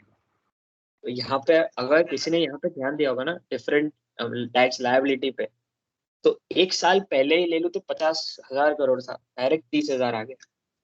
और वी कुड सी कि एक मतलब एक यहाँ पे जब एनालिसिस करोगे तो कहीं कहीं स्पाइक दिखेगा, और उस स्पाइक को अगर फॉलो करेंगे तो स्पाइक से चीज समझ आएगी कि उस टाइम पे कंपनी सोच रही थी कि मैं कैसे आगे बढ़ूं। अगर एक साल पहले देखा जाए तो कंपनी वाज थिंकिंग कि मैं जियो में कैसे इन्वेस्टर्स लाऊं, जियो पे क्या रिसर्च होनी चाहिए और कैसे होनी चाहिए। तो अगर देखा जाए, अगर उस न्यूज को फॉलो अप करता मैं और एजीएम की जो अक्षर ने बात की, मैं नहीं चाहता पूरा डिस्क्लोज कर लूँ यहाँ पे अभी, मतलब सबको पता है, बट डिस्कशन करना। तो फोन आ रहे हैं, 5G लॉन्च है, तो ये सब एक रिसर्च वर्क है ना पूरा। यहाँ पे एक एस्पेक्ट जुड़ जाता है, बिकॉज हम अभी मतलब स्टैंड अलोन पढ़ रहे हैं, पूरा रिलायंस एज अ ग्रुप में क्या है। किसी को कोई क्वेश्चन है अभी, मतलब सिर्फ मैं लायबिलिटीज को ही टारगेट कर रहा हूँ, कहीं पे कोई भी एक छोटा सा भी डाउट हो तो पूछ लो, क्योंकि बैलेंस शीट ऑलमोस्ट कवर है। मैंने एनालिसिस नहीं शुरू किया अभी, बट मैं टर्म्स आज कराना चाहता था कि टर्म्स आप समझ लो सारी। कुछ डाउट है, कुछ भी है तो पूछ लो।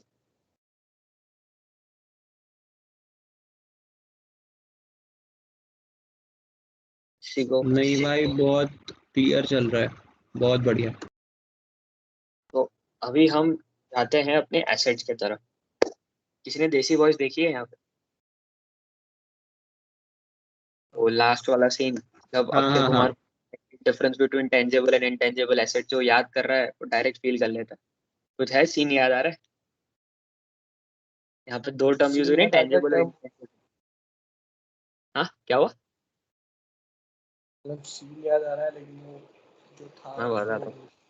मैं मैं तेरे ऐसा समझ, उसमें वहां पे एक चीज कही थी, इनटेंजिबल एसेट्स मतलब मैं किसी चीज को उसको फील नहीं कर सकता, फिजिकल नहीं है वो। टेंजिबल मतलब जिसको मैं देख सकता हूँ, सिंपल। क्लियर? ओके। मतलब टेंजेबल से यह समझ आ रहा है कि यहाँ मैं फिजिकली देख सकता हूँ या छू सकता हूँ या अपने सेंसेस से कुछ ना कुछ पता कर सकता हूँ कि अच्छा ये एसेट है। जैसे मैं घर है देख सकता हूँ ना, पर शेयर है मैं देख थोड़ी सकता हूँ। मतलब फिजिकल फॉर्म में अभी पहले आते थे ना, तो मेरे पास आता था, अब डिजिटल फॉर्मेट में, तो वो एक टाइप का टेंजेबल है, प्रिंट आउट निकालवा सकता हूँ। तो ऐसे इंटेंजिबल से क्या समझ आ रहा है, क्या हो सकता है इंटेंजिबल एसेट्स अगर देखा जाए तो जिस फिजिकली एग्जिस्ट नहीं करती या फिर जिसको हम देख नहीं सकते but we could use for different purpose. जैसे कोई ट्रेडमार्क हो गया, अगर मान लो आज रिलायंस जियो का कोई ट्रेडमार्क है, तो क्या मैं उस ट्रेडमार्क को दे के पैसे तो ले सकता हूँ ना? या एज अ फ्रेंचाइजी जब मैं किसी को फ्रेंचाइजी देता हूँ अपनी, तो भी मैं पैसे ही गैदर कर रहा हूँ ना उस कंपनी से, मान लो 5 लाख या 10 लाख रुपए, बट इवेंचुअली क्या मेरा स्टोर है वहां पे? नहीं है ना। थोड़ा समझ आ रहा है क्या कंफ्यूजन हो रहा है? नहीं आ रहा। तो टेंजेबल मतलब हाँ जो मतलब चीज जैसे देखते हो। पेटेंट हाँ पेटेंट लेने पॉइंट, जैसे हो गया वो। पॉइंट। अब यहाँ पे एक है कि एक टर्म पे जाएंगे, फिक्स्ड एसेट्स।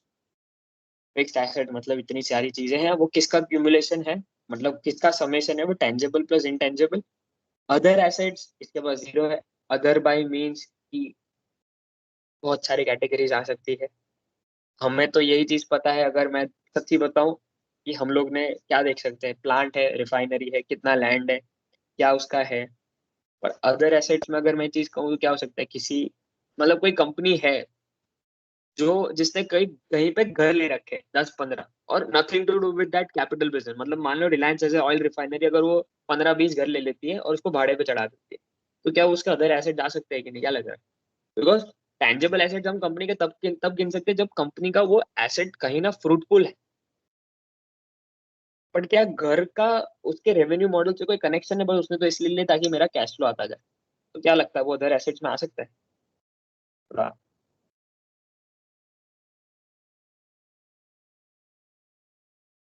क्या वो थोड़ा चमक रहा है, मतलब ऐसा हो सकता है? मतलब मैं भी एक सिनेरियो उठा रहा हूँ, बिकॉज मैंने भी है ना किसी शीट में अदर एसेट्स पे ज्यादा कुछ फिगर्स नहीं देखी है। कभी कभी होती है 10-15 करोड़, 20-25, बट ऐसे मैसिव नहीं होती। तो जहाँ पे जब बैक स्टडी करते तो हो सकता है कि कंपनी अपने बिजनेस से थोड़ा सा चाहती है कि मैं कुछ नया ट्राई कर लूँ, और वहां से कुछ एसेट्स एक्वायर करके रेंटिंग हो गया है वहां वहां से थोड़ा पैसा लेता जाऊँ ताकि इट कैन हेल्प अस।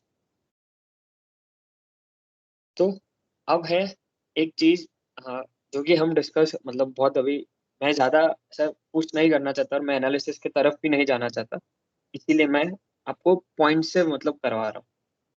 जैसे यहाँ पे करंट एसेट्स पे आपको यहाँ पे ये चीज दिख रही है, कैश एंड कैश इक्विवेलेंट्स, और एक टर्म दिख रही होगी इन्वेंट्रीज।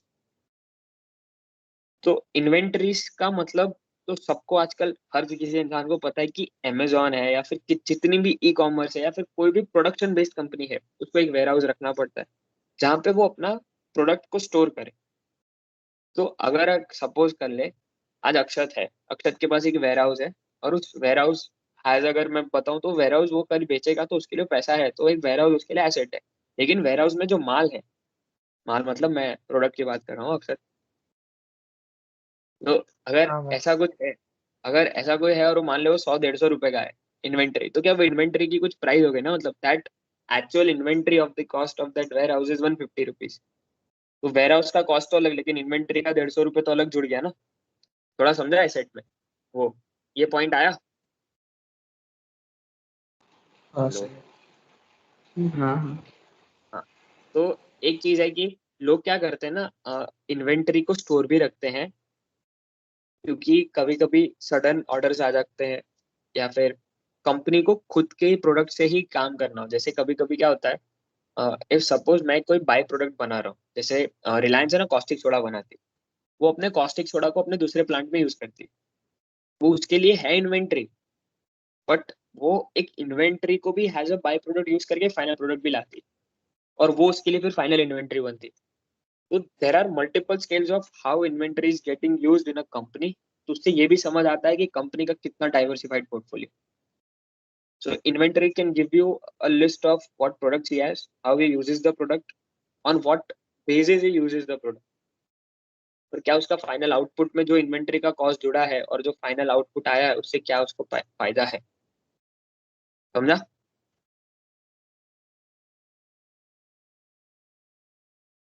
कोई क्वेश्चन हाँ हाँ।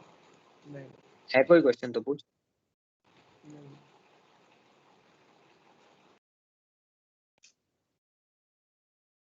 कोई क्वेश्चन है, या फिर मैं लास्ट टर्म ले लूँ, कैश एंड कैश इक्विवेलेंट्स, ताकि हम फिर कल एनालिसिस पे जा पाए। एक मिनट, मतलब कुंज एक मिनट। मुझे हाँ एक बोल। बात ऐड करनी थी कि हाँ मतलब श्योर। ये रेड फ्लैग काइंड ऑफ बात है कि जब भी हाँ इंटेंजिबल एसेट्स रहता है ना, उसमें काफ़ी बार वैल्यू ओवर टाइम चेंज होता है। जैसे अभी हाँ। पैटेंट ट्रेडमार्क्स हो गए, ये किसी किसी के ओवर टाइम इसके वेयर आउट हो जाते हैं, या फिर अगर हम्म, आउटडेटेड हो गए, जैसे बहुत सारे टेक कंपनीज के केस में होता है कि कुछ कुछ हम्म, पैटेंट वो ओन करते हैं, वो ओवर 30-40 ईयर पीरियड वो काफ़ी ज़्यादा उसकी वैल्यू घट जाती है। तो हम्म, क्या होता है कभी कभी, मतलब ये तो टेक की बात हो गई, पर टेक के बाहर भी अगर देखोगे तो हम्म, कभी कभी कंपनीज ऐसे कोशिश करता है, मतलब ब्लू चिप में तो नहीं होता है, पर अगर ब्लू चिप के बाहर आप जाओगे तो काफ़ी बार कंपनी अपना गुडविल, ब्रांड रिकॉग्निशन, इसको कुछ ज़्यादा ही वैल्यू दे देती है। तो हाँ इसलिए जब भी आप कंपनीज को वैल्यूएशन एनालिसिस का या फिर ऐसे प्राइस एनालिसिस वैसे कुछ करते रहते हो, तभी एक बात ध्यान रखना कि ये जो अपना इंटेंजिबल एसेट्स वाला सेक्शन होता है, उसके जो एनेक्सर्स या शेड्यूल्स होते हैं, जिसमें डिटेल में लिखा रहता है हर चीज़ के बारे में कि किस चीज़ को कितना वैल्यू दिया बोल के, उसको ठीक से एनालाइज करें टू मेक श्योर कि कोई मैनिपुलेशन नहीं हो रहा है वहाँ पे बोल के। क्योंकि अगर मैनिपुलेशन हो रहा है तो मतलब ऐसे होता है कि कभी कभी मैनिपुलेट कर देते सो दैट कि सामने वाले को लगे कि हाँ भाई हमारा बॉल अच्छा चल रहा है बोल के, जबकि नहीं चल रहा होता। तो या बस इतना ही बोलना था। एक और टर्म था हमने, सॉरी शायद तक स्क्रीन नहीं दिख रही होगी, मुझे भी नहीं पता क्या हो गया, पर मैं वापस शुरू कर रहा हूँ। एक और टर्म मतलब अपन ने देखा था, cash and cash equivalent. Cash and cash equivalent का मतलब होता है कंपनी के पास कैश कितना पड़ा है इन हैंड। जो अपने कंपनी के सेविंग्स अकाउंट में भी हो सकता है, कंपनी के करंट अकाउंट में भी हो सकता है, और वो किस पर्पस के लिए है, कैश एंड कैश इक्विवेलेंट। बहुत सारी जो ग्रोथ कंपनीज होती है ना, वो अपने कैश इक्विवेलेंट को कम से कम रखती है। बट कैश इक्विवेलेंट का एक बहुत अच्छा यूज आता है कि रोटेशन में काम आता है, सैलरीज पे आउट करने में काम आता है, इंक्रीमेंटल बोनसेस में भी काम आता है, और साथ साथ अगर कहीं कहीं प्रोडक्शन बढ़ाना हो तो उसके लिए मैन पावर चाहिए होती है। जैसे सपोज आज हो गए, रिलायंस को बड़ा ऑर्डर मिला है, और उसको पता है कि मेरे जो एग्जिस्टिंग प्लांट है उस पे मेरे पास 12 घंटे की ही कैपेसिटी है काम करने की, लेकिन मुझे उसको 16-18 घंटे काम कराना है। तो इसके लिए उसको पैसा देना पड़ेगा। किसको देना पड़ेगा? सबको ना, मतलब ट्रेंडर हो गया, मैन पावर है, उस प्रोडक्शन लाइन को सेट करना है ताकि वो 16 घंटे तक चले। तो एक इमीडिएट एक्शन या फिर इमीडिएट कॉल टू एक्शन के लिए भी कैश एंड कैश इक्विवेलेंट्स बहुत अच्छा काम करते हैं। और जिस कंपनी के पास ज्यादा अच्छा कैश है, उसके पास एक अपॉर्चुनिटी है टू ग्रैब बिग प्रोजेक्ट्स। हम कहते हैं ना कि किसी कंपनी का बिग प्रोजेक्ट नहीं आ रहा, या क्यों नहीं आ रहा, बिकॉज कभी कभी हो सकता है उस कंपनी के पास पैसा ही ना हो कि बस बिड कैसे करे। बिकॉज ये तो यहाँ पे एक चीज आई है कि पॉइंट कि भाई कंस्ट्रक्शन कंपनी के पास तो आज तक पैसा ही नहीं रहता, वो तो डेप्थ में ही चलती है। हाँ कि ना, ये क्वेश्चन आ रहा है ना कि वो तो बिडिंग पे लगाती है, तो उसके पास कैश और कैश इक्विवेलेंट तो कम होगा, या ज्यादा होना चाहिए, क्या लग रहा है?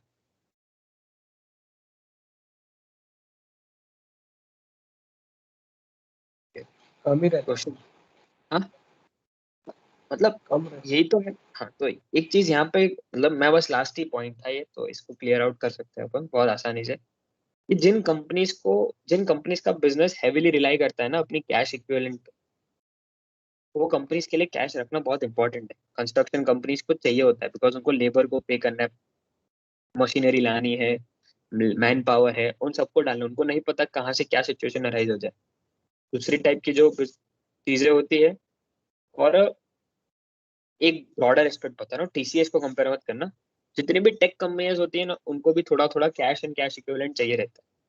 सिस्टम सेटअप करनी है, नई चीजें खरीदनी है, नई सॉफ्टवेयर खरीदनी है, नई ब्रांच आउट करनी है, ब्रांच सोर्सेज करनी है, बिकॉज टेक कंपनी के लिए तो मेन होता है वर्क स्पेस अच्छा रखना और क्लाइंट्स को कैसे पिच करना है, तो उस पर मार्केटिंग और उन सब पे भी पैसा लगाना, या फिर कोई बड़ा प्रोजेक्ट है तो उसको एग्जीक्यूशन कराना। तो बेसिकली किसी प्रोजेक्ट को ग्रैब करना है, अपने शॉर्ट टर्म चीजों या फिर शॉर्ट टर्म गोल्स को अगर कंप्लीट करना है, कंपनी को जैसे बोनस बांट लिया एम्प्लॉयज के बीच तो उसके लिए पैसा चाहिए। तो कैश एंड कैश इक्विवेलेंट के बहुत सारे यूज होते हैं। तो एक हेल्थी कैश फ्लो ऐसा तो कुछ होता नहीं कि फिक्स के 5 से 10 हजार करोड़ होना चाहिए तो अच्छा है।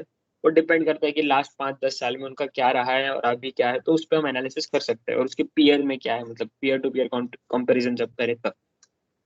तो अभी मतलब मैं सेशन एंड ही कर रहा हूँ। तो मैं यही पूछ रहा हूँ कि जो बैलेंस शीट की टर्म्स है उसमें किसी को कोई क्वेश्चन है, मैं एनालिसिस पे नहीं गया हूँ, बट ये इसीलिए पूछ रहा हूँ कि किसी को कोई बैलेंस शीट की टर्म में कोई एक्सप्लेनेशन हो, मतलब डाउट हो तो पूछिए।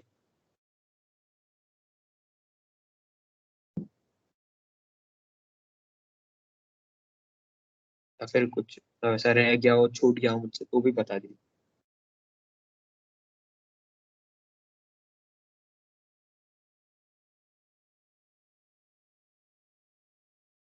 ओ नहीं।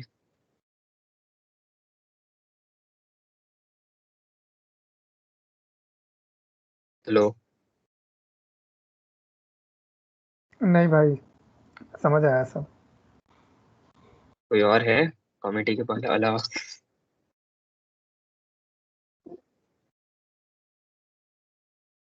हाँ राघव बोलो। भाई सब समझ में आया। अच्छा, मैं सोचा कुछ नहीं। ठीक है, फिर हम नेक्स्ट सेशन में will probably go with analysis of balance sheet, जहाँ पे हम चीजें समझेंगे। अभी सबको टर्म समझ आ गई तो बैलेंस बहुत आसान हो जाएगा, ऐसे कोई दिक्कत नहीं है। तो एक क्वेश्चन आया। क्वेश्चन नहीं है भाई, वो हाँ, मैजिस्को का थोड़ा सा क्लियर करना था जो स्टार्टिंग में हुई थी ना, मैंने थोड़ा सा सर्च करके और ये लिखा। मैजिस्को की जो कंपनी थी ना, उसका किसी ने स्टेक ले लिया था, स्टेक ओवर कर लिया था। चैट और बॉक्स वो, पे लिख दिया। हाँ, मुझे मतलब कंपनी का नाम नहीं पता। कंपनी ने उसको स्टेक आउट किया था, तो जब कंपनी के पास जितना भी एसेट था और जहाँ पे दो घर, मतलब उनके पास दो वर्क स्पेस थी पूरी अच्छी खासी, 3,000, मुझे उसका एक्चुअल प्राइस नहीं पता, उसको उन्होंने बेचा। तो सिर्फ ना केवल एक बार, उन्होंने 2 बार डिविडेंड दिया। मतलब 1 लाख, मतलब 1,1063, मुझे एक्चुअल फिगर याद नहीं, वो भी एक बार दिया था। और ये भी चीज कही थी कि जब हमारी दो वर्क स्पेस बेची जाएगी तो उसमें से जो पैसा आएगा वो भी बांटा जाएगा शेयर होल्डर, बिकॉज वो कंपनी डीलिस्ट होने वाली। बट तब भी अभी वो चल रहा है, मुझे नहीं पता वो कब तक होगी, बट हाँ वो ऐसा है। ठीक है, तो अक्षर आप क्या मतलब, तू बोल रहा था ना कि एजीएम डिस्कस करना है, तो हम डिस्कस कर सकते हैं, मेरा मतलब from my and it's close, अगर कोई किसी को क्वेश्चन ना हो तो। किसी को लाइक ये क्वेश्चन या फिर और कोई स्टॉक के एनालिसिस के बारे में कोई डाउट हो तो वो पहले वो लाइक हमें बता सकता है या फिर कुछ पूछ सकता है। किसी भी शेयर के एनालिसिस किया हो या फिर कुछ डाउट आया हो तो। हाँ, अगर टेक्निकल का है तो शाश्वत है, वो भी मदद कर सकता है, बाकी लोग भी। एंड प्लीज़ यार, अगर कोई भी डाउट है तो आप यहाँ पे या फिर हमें ग्रुप पे पर्सनल पे कहीं पे मैसेज करके पूछ सकते हो। लाइक इसमें कोई भी डाउट नहीं रहना चाहिए स्टार्टिंग में, बिकॉज यहाँ से बेस बन रहा है। तो नाउ अब हम लोग थोड़ा एजीएम पे चलते हैं। रिलायंस की किस किसने थोड़ा बहुत न्यूज़ सुनी या फिर एजीएम देखी, तो कोई ब्रीफ पॉइंट्स बताएगा कि क्या हुआ आज एजीएम में।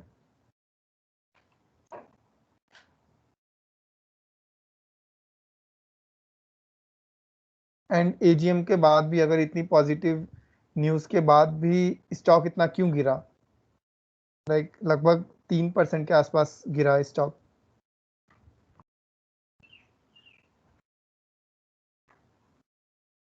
Okay, so first of all 5 minute में इसको खत्म करते हैं। लाइक मुकेश अंबानी जी ने 3-4 बातें बोली।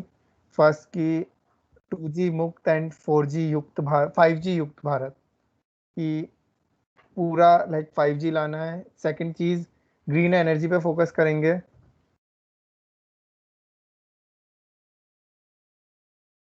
एक मिनट, लाइक ग्रीन एनर्जी पे फोकस करेंगे, यानी कि basic according to me Adani के कॉम्पिटिटर्स हो, अब अडानी का वो कंपटीशन आ गया।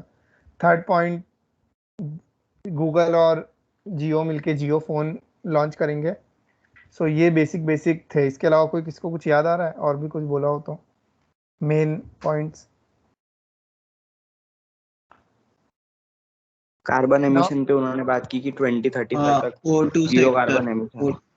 हाँ ग्रीन में they are going into green sector. जैसे उन्होंने जियो में 1 लाख करोड़ लगाया था शायद से, कार्बन सेक्टर पे 75,000, उनका है 75 या 70 हजार करोड़। 75,000 करोड़। सो वही बेसिकली अडानी का कंपटीशन खड़ा करने का वो आ गया अकॉर्डिंग टू मी, मुझे यही लग रहा है।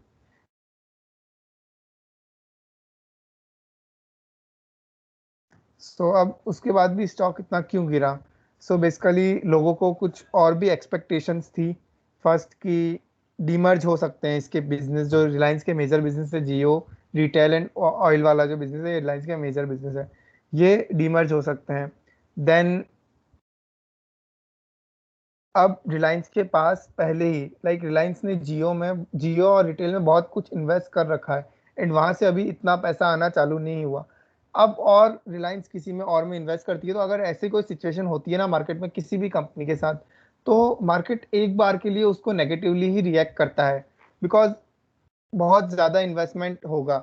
माना रिलायंस के पास एक बहुत अच्छी कैश काउ है, जो ऑयल वाला बिजनेस है, वो बहुत अच्छा कैश जनरेट, कैश फ्लो उससे बहुत अच्छे हैं। बट यहाँ से अब आगे क्या होगा ये बहुत अनप्रिडिक्टेबल है। तो एक बार के लिए इस पे मार्केट नेगेटिव रिएक्ट करता है। देन जियो फोन वापस वही है, उन्होंने बोला कि 2G मुक्त 5G युक्त भारत, बट जियो फोन में यही है कि 4G, जियो फोन वो लोग 4G ही दे रहे हैं, 5G एक्सेस नहीं है जियो फोन में, 5G इनेबल्ड नहीं है। ये एक और वो चीज़ हो गई। एंड जियो फोन की प्राइसेस क्या होगी, ये सब क्या होगी, तो इसमें भी बहुत ज़्यादा कंफ्यूजन है। एंड एक और बात जो मैंने बहुत सारे एनएल से बात की, उनको लगता है कि रिलायंस की जो प्राइस है ना, सबको ऐसा लग रहा था कि रिलायंस बोनस इशू कर सकती है। बिकॉज रिलायंस की जो प्राइस है, ये एक वो रहा है कि रिलायंस 800 से 1000 के बीच में प्राइस रखती है ताकि बहुत छोटे इन्वेस्टर्स भी उसमें इन्वेस्ट कर सकें। तो एक वो, तो इस रीजंस की वजह से वो ऐसा है कि हाँ मार्केट ने थोड़ा सा नेगेटिवली रिएक्ट कर लिया। But according to me like fundamental change नहीं हुए। एंड और भी कोई कुछ इनपुट देना चाहता है या बोलना चाहता है तो वो प्लीज। भाई मैं बोनस वाला पॉइंट तुम्हारा डिनाई करूंगा, I don't agree with that point. भाई ये पॉइंट न्यूज में इतना नहीं आया, बाकी पॉइंट्स बहुत न्यूज में आया मुझे हाँ जो है, बट हाँ मैंने भी काफी रिसर्च करी थी, बट बोनस पॉइंट की बात नहीं हुई थी। बात ये थी कि शायद रिलायंस अपने आप को 3 हिस्सों में स्प्लिट करे, जिसमें वो डिवाइड। O2 का सेक्टर अलग करे, ऑयल एंड रिफाइनरी का अलग करे और जियो का अलग करे। तो बोनस और उस चीज में काफी डिफरेंस है। यार जो एनालिस्ट है ना, लाइक मैंने एक्चुअली ये मुझे भी नहीं लगा था, मेरे भी किसी रिसर्च में नहीं ये चीज़ नहीं हुई थी। बट मैंने एक दो ऐसे लोगों से बात की जो बहुत वो है, उन्होंने बोला था कि यार रिलायंस की शेयर प्राइस एंड बहुत सारे जो बड़े इन्वेस्टर्स हैं, जो बड़े ब्रोकरेज हाउसेस हैं, उनको ऐसा लग रहा था कि रिलायंस की जो शेयर प्राइस है वो 800 से 1000 के बीच में ये हिस्ट्री रही है कि रहती है। बट अभी इतनी है तो प्रोबेबली वो डिक्लेयर कर दे बोनस, ये बात थी। सो लाइक ये एक पॉइंट हो सकता है। मैंने ये सब पॉइंट्स बताए कि ऐसा क्यों हुआ है कि मार्केट की जो एक्सपेक्ट, एंड देन एक और पॉजिटिव पॉइंट की सऊदी अरेमको का जो चेयरमैन है वो आ रहा है, लाइक वो रिलायंस के बोर्ड में आ गए एंड वो बहुत बड़ा इन्वेस्टमेंट रिलायंस इंडस्ट्रीज में कर सकते हैं। ये एक बहुत बड़ी न्यूज़ थी। सो लाइक अगर किसको कुछ डाउट या नहीं हो तो रैप अप करते हैं सेशन को, वैसे ही बहुत ज़्यादा टाइम हो गया। प्लीज़ अपने कैमरा ऑन कर सकते हो सब स्क्रीनशॉट के लिए, तो प्लीज़ कैमरा ऑन कर।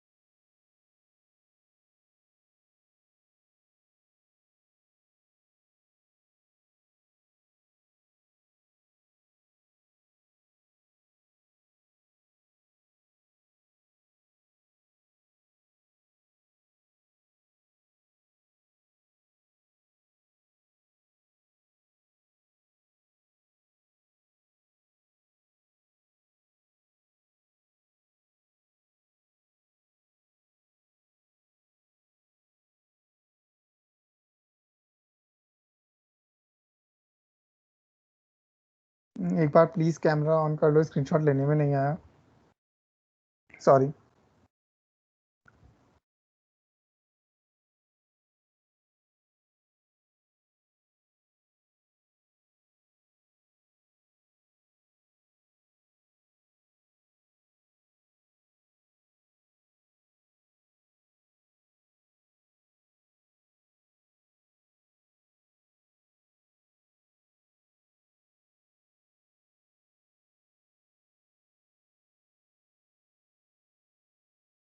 हो गया।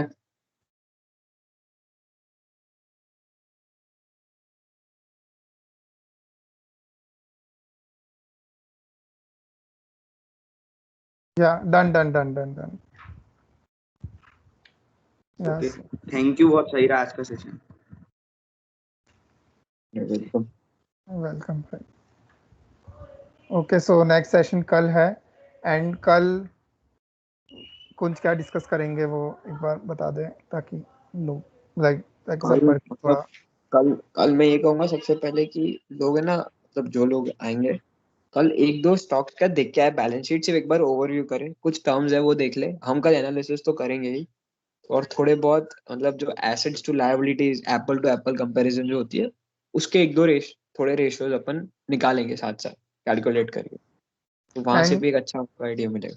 या जीरो दा, क्या ऐप का क्या नाम है, जीरो दा वर्सिटी, ऐसा कोई ऐप का नाम है ना, हाँ, मुझे वार्सिटी। एग्जैक्ट, या सो वहां से आप लोग पढ़ सकते हो, हम लोग लिंक, वो उसका लिंक ग्रुप में डाल देंगे। एक्चुअली मुझे एक बात ऐड करनी थी वो वैरसिटी वाले बात पे। हम्म। वो ये कि वैरसिटी के ऐप से बेहतर है वैरसिटी का वेबसाइट देखोगे तो, क्योंकि मैंने पहले ऐप से ही चेक किया था, उसमें वो सब सारे कोर्स भी कर लिए, पर अगर आप उसके वेबसाइट से देखोगे ना, मतलब zerodha.com/varsity ऐसे कुछ लिंक है उसका, तो वहाँ पे ज़्यादा डिटेल्ड में है हर एक बात। यहाँ पे सिर्फ ऐप में बस ब्रीफ में है सर बात, इसलिए वो एक बात बोल दी।